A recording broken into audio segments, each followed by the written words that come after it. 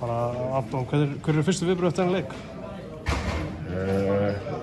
Bara svona smá svekkjelsi kannski að ég fengi eitthvað út úr hún. Því mér fannst ég alveg að það skilið.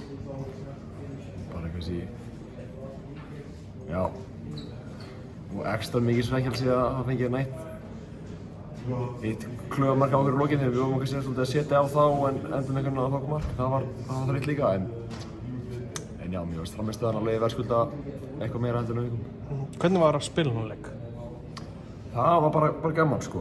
Það er yfirleitt frekar gaman finnst mér allavega að spila á svona stórum leikungum og með helling áhorfendum og læti og giggja gras og svona. Það var bara gaman og mér fannst einhvern veginn, já,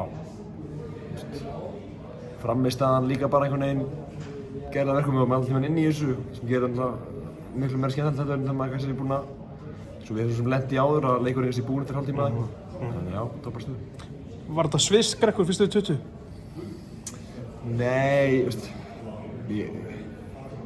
mér finnst oft þegar við sem erum gerðarslið förum á gras þá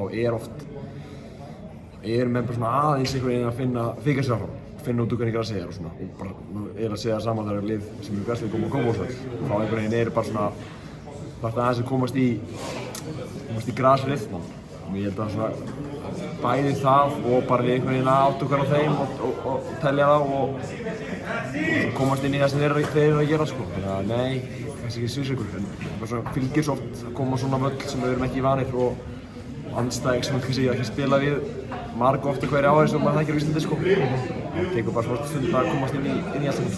Hvernig var svo stundin þegar Höskuldur jafnaði leikinn?